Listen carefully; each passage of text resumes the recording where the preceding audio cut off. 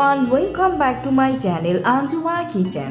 আজকে আপনাদের জন্য হাজির হয়েছি বাঁধাকপির মুচমুচে পাকোড়া রেসিপি নিয়ে। আর শীতের সিজনে নাস্তার চায়ের সাথে বাঁধাকপির এই পাকোড়া যেন না হলেই নয়।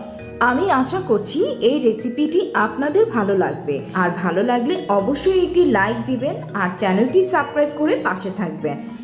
আর কথা না বাড়িয়ে চলে যাচ্ছি পুরো রেসিপিতে।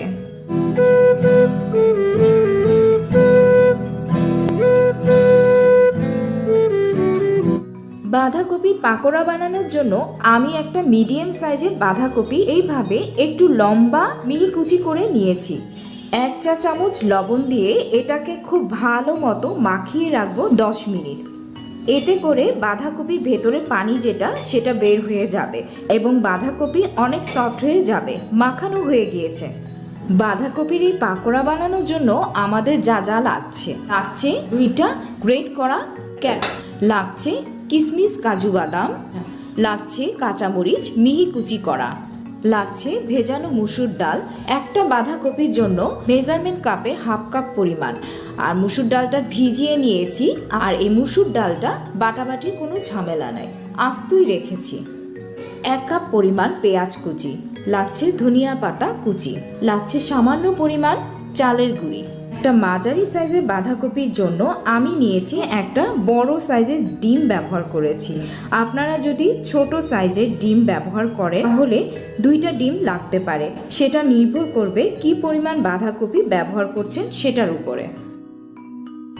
বাঁধাকপির পাকোড়া বানানোর জন্য এক এক করে সবগুলো উপকরণ মাখিয়ে নিয়ে নিচ্ছি গাজর কুচি হাফ কাপ পরিমাণ। এ পর্যায়ে দিয়ে দিচ্ছি কুচি করা পেঁয়াজ আধা কাপ পরিমাণ, দিয়ে দিচ্ছি একটা ডিম, কুচি করা কাঁচামরিচ যার যার স্বাদ অনুযায়ী। এবার নিয়ে নিচ্ছি কুচি করা ধনিয়া পাতা, নিয়ে নিচ্ছি আস্ত ভেজানো মুসুর ডাল। আর এই মুসুর ডাল দিলে যেটা হচ্ছে পাকোড়াটা অনেক বেশি মুচমুচে হয়। এরপর সবগুলো উপকরণ আবারও খুব ভালোভাবে মিশিয়ে নিচ্ছি।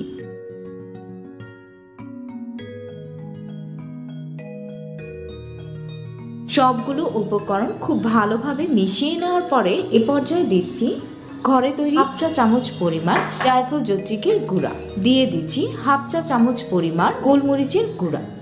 আবারও খুব ভালোভাবে মেখে নিচ্ছি। বাঁধাকপির পাকোড়া খেতে যেমন সুস্বাদু, কিন্তু সময়টা লাগে অনেক কম। খুব সহজ এই রেসিপিটা আমরা